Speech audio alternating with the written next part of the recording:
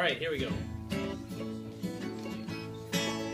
Good news, chariots coming, good news. Chariots coming, good news. Chariots coming, and I don't want it leaving me behind.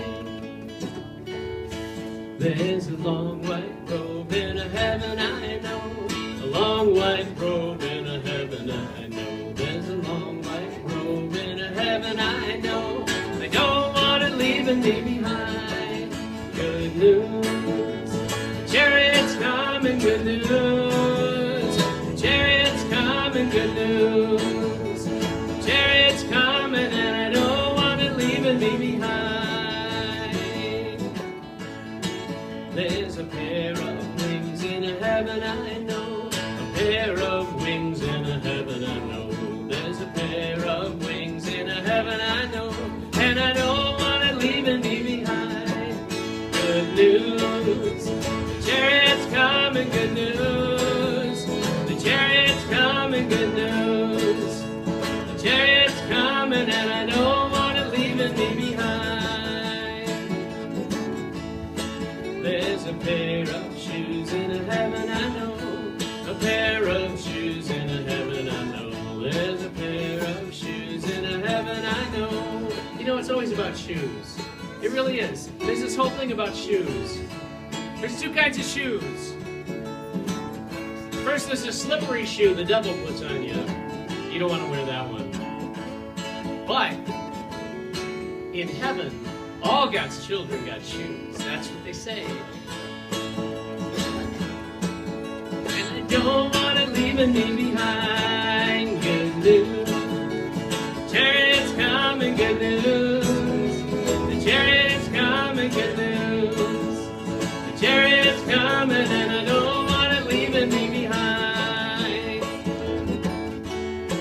There's a starry crown in a heaven I know. A starry crown in a heaven I know. There's a starry crown in a heaven I know. And I don't want it leaving me behind. Good news, the chariots coming, good news. The chariots coming, good news. The chariots coming, and I don't want it leaving me behind. There's a golden harp in a heaven I know. A golden harp in a heaven I know. There's a golden harp in a heaven I know. Okay, you go to heaven, you get a harp. Rumor has it, you go to the other place, it's an accordion. And I don't want it leaving me behind. Good news, the chariots coming, good news. The chariots coming, good news. The chariots coming, and I don't want it leaving me behind. Good news, the chariots coming, good news. The chariots coming, good news. The chariots coming, and I don't want it leaving me behind.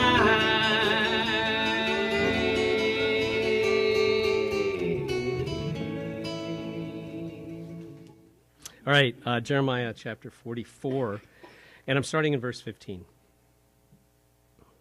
There was a large assembly gathered. It included husbands and wives. These are the ones where the wives were offering the sacrifices to other gods. And there were a great many others, including all the people who lived in Pathros in the land of Egypt. And the response to Jeremiah was this: as for the message you have spoken to us in the name of the Lord, we're not going to listen to you. Instead, we will certainly carry out the very things we've been saying. We're going to burn sacrifices to the Queen of Heaven. We're going to pour out libations to her, just as we ourselves used to do, the way our ancestors used to do, the way our kings and our princes used to do in the cities of Judah and in the streets of Jerusalem. For back then we had plenty of food and we were well off and there was no misfortune. But when we stopped burning sacrifice to the Queen of Heaven and pouring out libations to her, then we lacked everything. That's when we met our end by the sword and by famine. And the women added, And it's not like our husbands didn't know when we were pouring out those sacrifices and when we were baking cakes in the image of the Queen of Heaven. Then Jeremiah said to all the people, both men and women, to all those people who were giving him such an answer, as for the sacrifices that you burned in the city of Judah and in the streets of Jerusalem, you and your ancestors and kings and princes and people of the land who did not remember the Lord, you don't think God was aware of all of this? When the Lord was no longer able to endure it because of all these evil deeds, because of the abominations which you committed, that's when your land came to a ruin, an object of horror and a curse without an inhabitant, just as it is to this day. Because you have burned the sacrifices and have sinned against the Lord and not obeyed the voice of the Lord or walked in God's law or God's statutes or God's testimony, this is why the calamity has fallen upon you, which you see around you. A wonderful characteristic of human beings, unique to human beings as far as we can tell, is that we tell stories. And stories are how we explain things and how we understand our world. It's how we understand who we are. So, for example, storytelling. First time I was in France, I was visiting in a place that's kind of near the Mediterranean, and I had, for the first time in my life, mussels. Never had mussels before. I had them twice over the few days that I was there. The first time they were cooked in a garlic sauce. And they were delicious. They had to show me how to do it. There's this whole thing where you use the mussel shell like a caliper to pull the one out. I mean, there's this whole process. But they showed me how it was done, and they were really tasty. The second time, they were broiled with cheese on them. Oh, my goodness, those were good. Now, these were nice big mussels right out of the ocean that morning. About 4 years ago, so that first time was about a decade ago. About 4 years ago, my wife were in Paris. My wife and I, we were in Paris, and we went out to dinner, and there was one of the meals that was on the menu, and it was like a 3-course meal, all set up for you. But one of the things it had was an appetizer of mussels, and I thought, well, I like mussels, and so I got them, and I was eating the mussels. Now these weren't nearly as big; these were little mussels, but they were tasty. I'm eating my way through them. There was one that looked a little weird, tasted just a little off too, but I'm like, whatever. So the next day, come about 1 o'clock in the afternoon, I was feeling fine, wondered why I wasn't hungry at lunch, but about 1 o'clock in the afternoon, all of a sudden, I was like, wait, excuse me, friends of mine. And I found myself in the bathroom, doing that thing. But then I felt better, right? Because you ever have that experience where your stomach's upset and then you feel better? I'm trying to not be graphic here.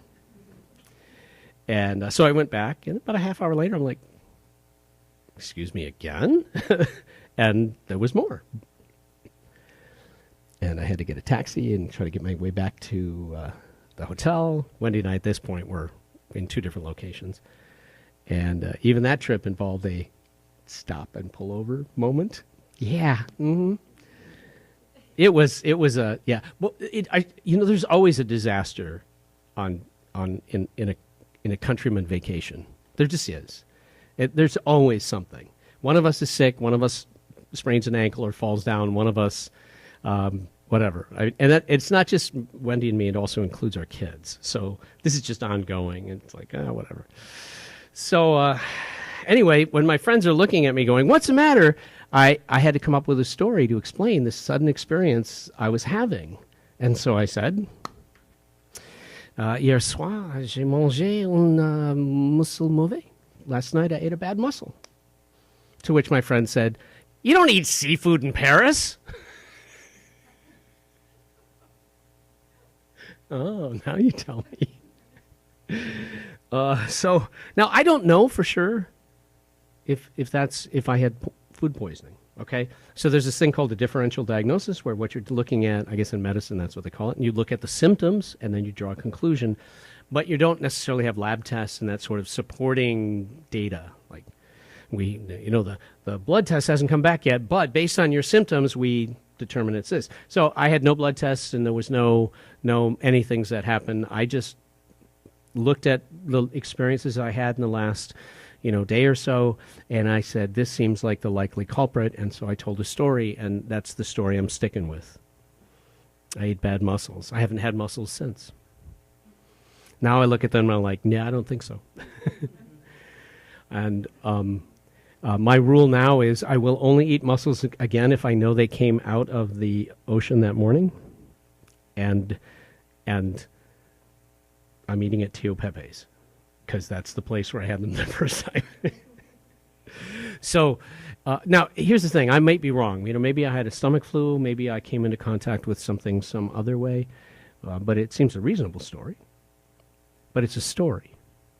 And this is what we do, is we tell stories. Stories define, explain, and help us organize the world. They also help us define who we are. That's why when we meet people, or you're in a group, well, everyone take out just a minute and introduce yourself and say something about yourself. In other words, tell us a story about yourself. And so we ask a question like, well, who are you? And a lot of times in different cultures ask the question differently, but in our culture, when we want to know the story of your life, we want to know what you do, right? And so we want your story. And what you do is tells me something about who you are. Don't do that in Europe. That's not how they think. But that's how we do it here. What do you do for a living? That's just one of the questions we ask. It's considered standard operating procedure to get at the story. The story. Okay. Human beings tell stories. But what happens when you have two groups of people who have the same factual data in front of them, but they tell two different stories? And that's what's going on here. So, to frame this for you, time-wise, this is after the destruction of the temple, and after the destruction of the city of Jerusalem, and after what's known as the exile. So it's after the year 586 BC. The Babylonians have depopulated the land, and that they haven't completely. They took 100,000 or more people away from Judah and sent them to Babylon. Then there were still people there, and so they still had to, they left the poor in the land who could, farm, and because the land still has value, so there were still farmers around and stuff like that, and they needed to establish a local government. They set up a provisional local government. They sent in a military presence just to kind of keep things tidy and orderly, which ran afoul of a little revolutionary group that assassinated both the provincial governor and the military leadership, and then that group fled to Egypt, along with their families and their friends. Everyone said, we better get out of here. The Babylonians are not going to be happy about this, and let's go to Egypt. Now, in the midst of all of this is poor Jeremiah. When the temple was destroyed, when the city was destroyed, Jeremiah had been saying all along, listen, God's going to destroy this place, but you might survive if you side with the Babylonian king. But nobody would listen to him. Everything gets destroyed, and because he said that it would happen, it must be his fault. So there was a whole bunch of people who wanted to kill him. And there was another group of people who understood that he was speaking on behalf of God and didn't want to see him killed because they realized that would be bad. So they had to protect him, and in order to protect him, they basically had to keep him in jail. So he was incarcerated, more or less, for some time. And then when a bunch of people packed up and headed to Egypt, they dragged him along. And in Egypt, the practice of worshiping the Queen of Heaven shows up again in full force. I should say something about the Queen of Heaven. So the first thing I need to tell you is, and I've told you this before, the distinction between monotheism and henotheism. The early Israelites were not monotheistic. Monotheism is the belief that there is only one God. Henotheism is the belief that while there are many gods, I only worship one. So the early Israelites were supposed to be henotheists. In other words, they worship only Jehovah their God. They have no other gods. That's it. But they never did that. Right from the beginning, even go back into the book of Genesis, you see reference to the household idols. You see constant references to the Asherot. And what we're talking about here is this person known as the Queen of Heaven. Now, she's really unique, actually, because all deities in the ancient world were geographically bound. In other words, Jehovah was the god of Canaan. That was it. And then there was another god, Chemosh, who was the god of the Moabites, I think, and had that territory. And then there was a different god who was the god of the Babylonians and had their territory. And when the Babylonian Empire got bigger, then their deity's territory got bigger. But the deity itself was bound to the land. But not the Queen of Heaven. She transcended borders. She's a really interesting character. We see her all over the place. She's known in Egypt as Ishtar. She's known in other parts as Asheroth or Ashtoreth or Ashter or Esther. That's her name. And then she's generally called Queen of Heaven. And what they say here, which is really interesting, because when people read the Bible, they always have this lovely image of the Israelites being like totally faithful. And what they're saying is, our ancestors always worshipped her.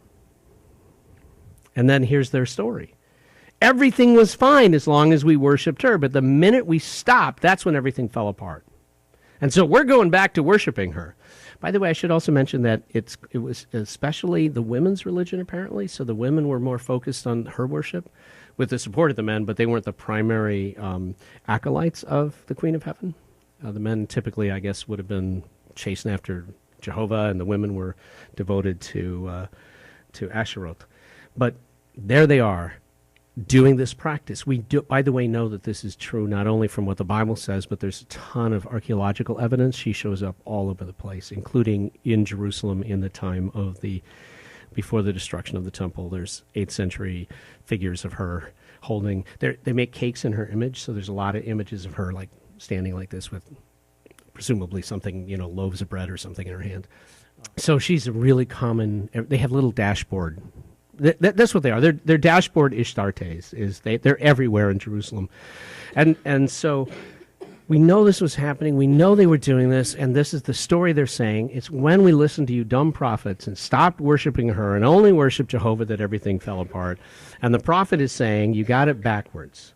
It's because you were worshiping her and all the other false gods for so long, and God finally got fed up with it. And as a result, you lost the protection of Jehovah, and all this bad stuff happened to you. So now what we have is the same set of facts, two competing stories. Which story is true? How can you know?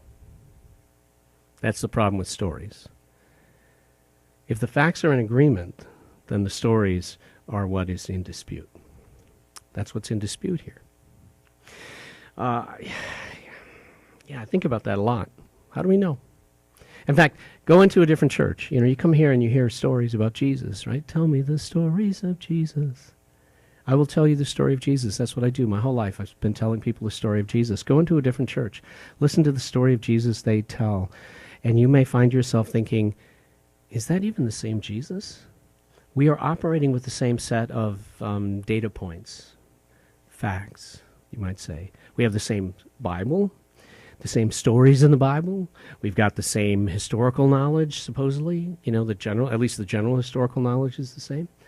And yet the story we tell is a very different story. Which story is true? And how can I know? So you can understand the problem here.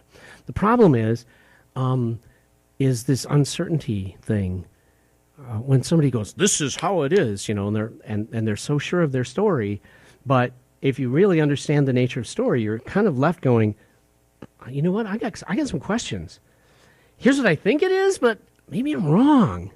We find ourselves saying that. That can be a very uncomfortable place. So then we start, because we're so used to comparing conviction and certainty as if somehow that's what faith is.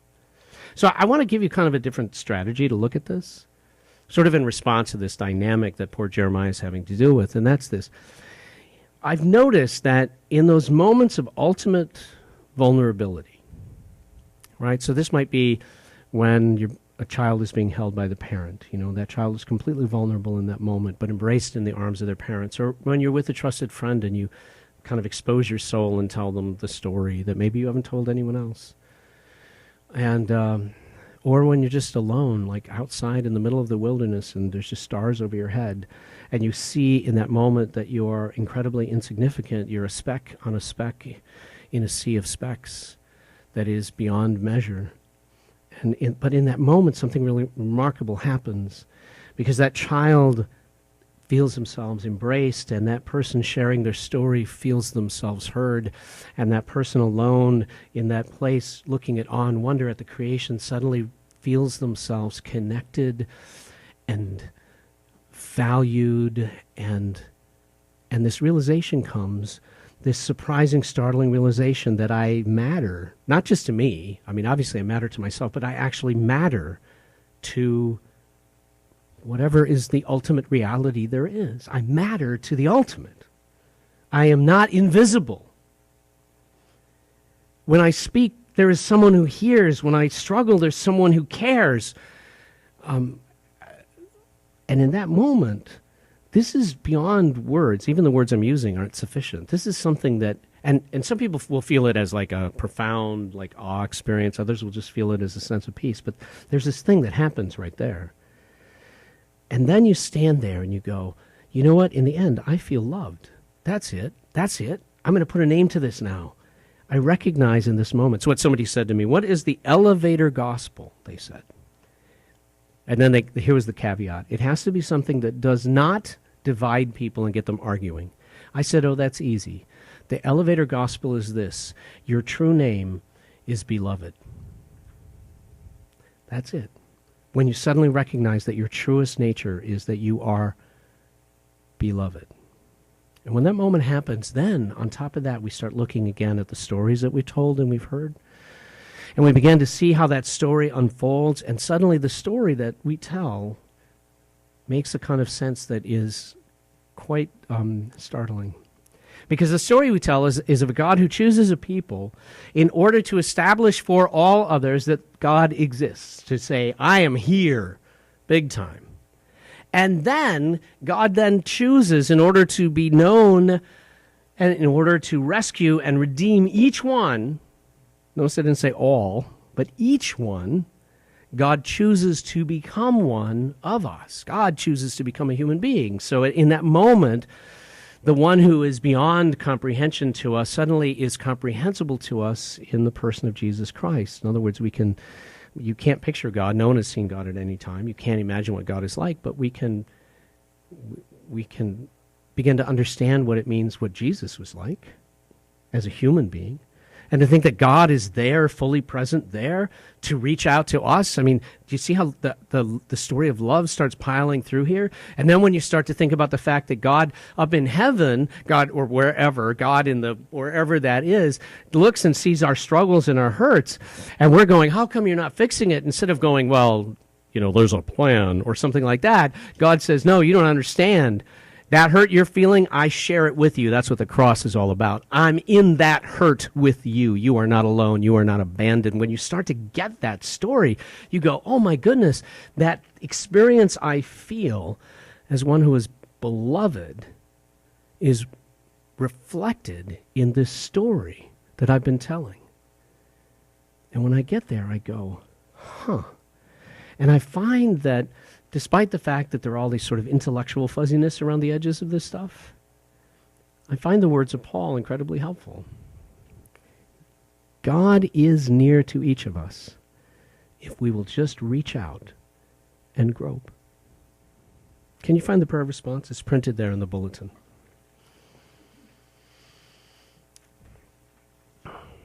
I live in a story I tell. Something painful happens, I tell a story to explain the meaning, to answer the haunting why.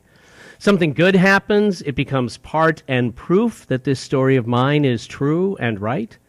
So what does it mean when someone else tells a different story with a different understanding? What does it mean when my story of God, of who you are and how you act, differs from another's story? And what is the measure, the proof, the validation to know which one is right and which is wrong? Is this then the role of faith, to remove doubt and grant certainty? Or is faith a stepping beyond the confines of that story I tell, a searching for you who are never out of reach, but who always exceeds my grasp? This then I confess.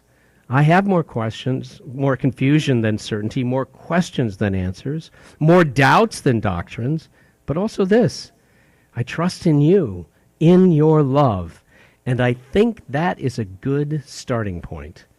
Amen.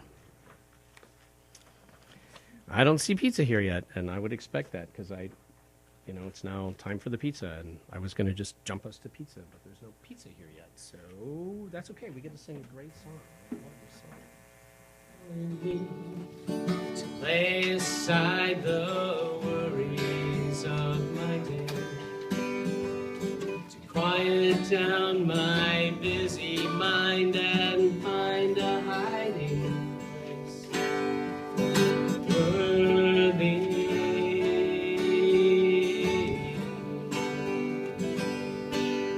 you are worthy.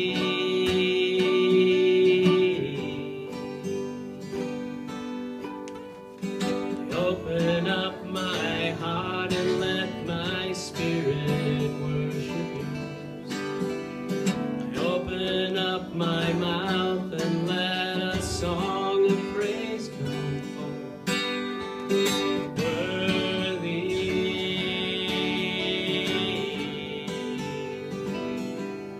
you are worthy.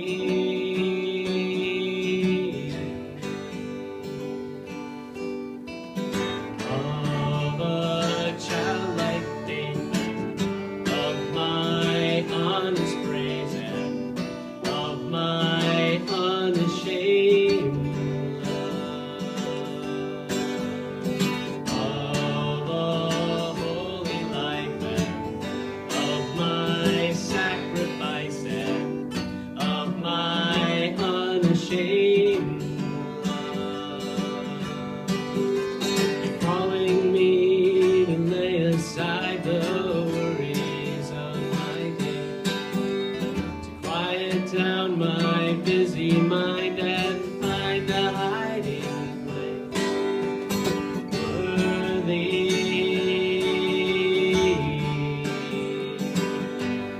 you are worthy.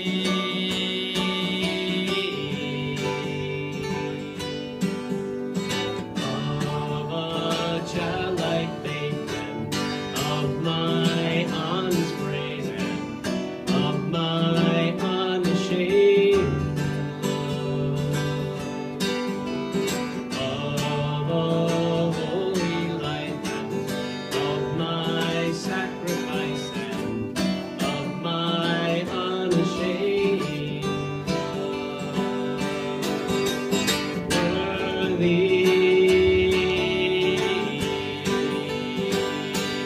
you are worthy.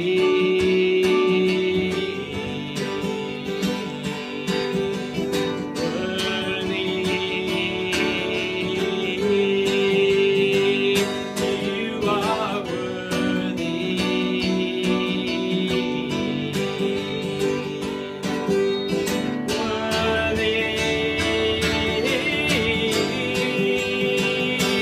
you are worthy.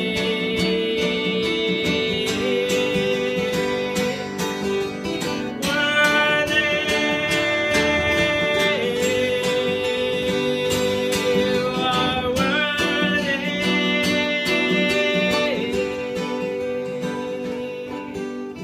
Of a child like faith and of my honest praise and of my unashamed love, of a